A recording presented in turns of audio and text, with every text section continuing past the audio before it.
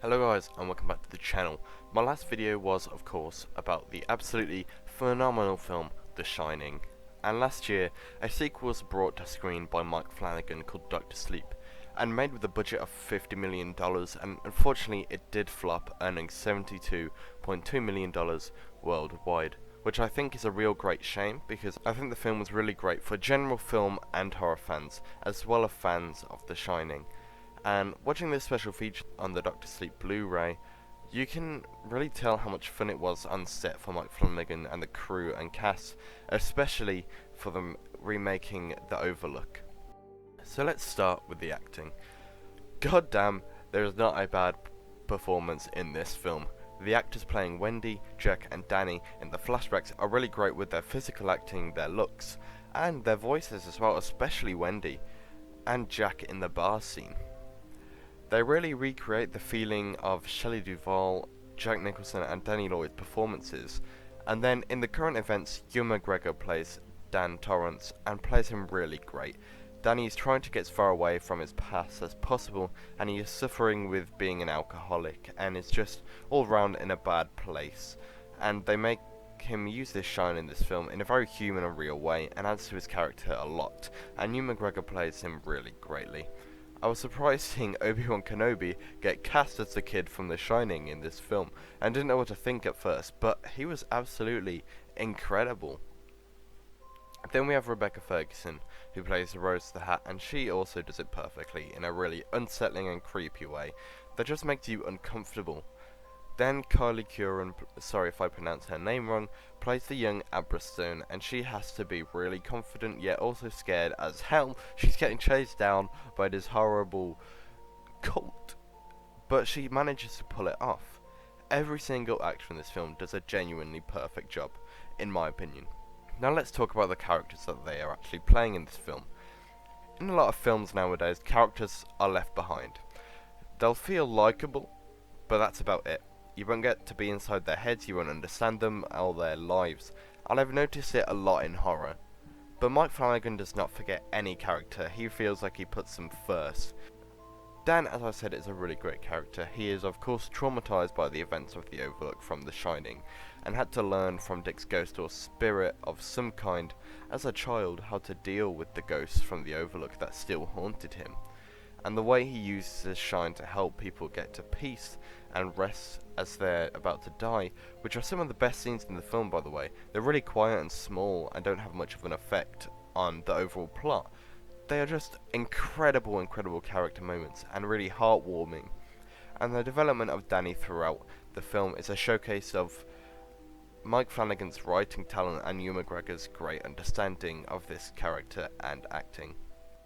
And Rose the Hat is the villain of this film, or the main villain, but despite her being really horrible and awful, especially due to the scene with the baseball kid, like, Jesus Christ, that scene was genuinely a massive shock and really tough to watch my first time watching the film. But she's a character we love to hate due to their performance, and we understand why her and the True Knot have to do what they do.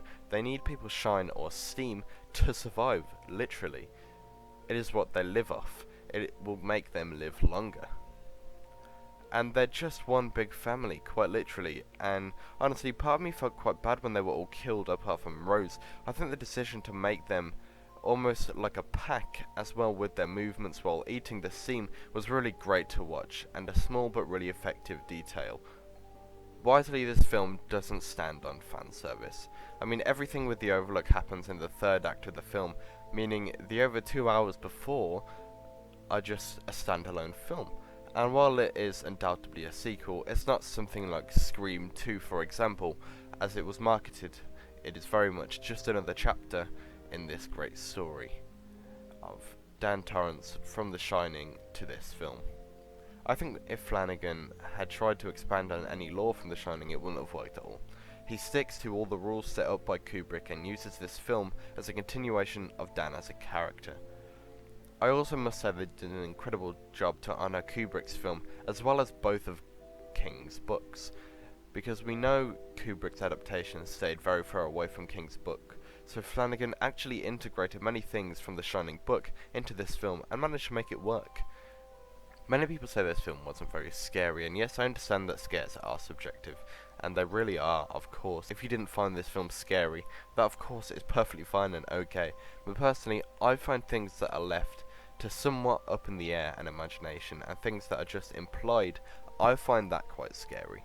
Because my imagination can go into many places, and I think when filmmakers understand that and think that about the audience and let us think about what it means, it is just scarier. Even seeing Danny in his place at the start of the film, that is a scary thought to me, just being stuck in a dark headspace and falling into alcoholism. I mean, this film isn't focused on clear scares that jump out at us every 5 minutes. In fact, it's not focused on the scares at all, I feel like. While this is definitely a horror film, this film is very much about the characters, and that is why I love it so much. The same as why The Shining was a film, while it was a horror and terrifying, it's a film about a family falling apart, the breakdown of a marriage. The really great connection between Abra and Danny is done really well as well. I mean, Danny giving himself for Abra at the end is both tragic but also happy, as we see Dan joining his mother once again, but so sad as Abra is going to lose someone she's gotten so close to throughout this film. I mean, we see her at school being just alone, and it's really heartbreaking because she's such a great and nice person. But then finding Dan, he understands her, and they're able to really create a bond. It's such a great standalone film as well, and a great new chapter for Dan Torrance. I don't know if we'll ever get a third chapter about Abra. Chances are it would be very loosely connected to The Shining, even though this film as well was also very loosely connected, but it was just very clear a sequel. The fact that now the Overlook is burned, and Dan, despite him still being able to talk to Abra due to their abilities, he is technically still dead. Make sure to go and check out this film, whether you like The Shining or just films in general. I personally prefer the director's cut 3-hour version of this film, as it doesn't overall change the film, but it has some new small moments, such as the colour of Dan's eyes and how he changes it as a kid, and some new stuff with Abra, and a longer bar scene, and I just find it adds to the characters, and despite it being longer, it is definitely worth it for those small things for me. Thank you so much for watching this video. I really hope you enjoyed, and be sure to check out Mike Flanagan's work. I think he is extremely underrated. I hope you are all still keeping safe. Take care everyone, and I will see you in the next one.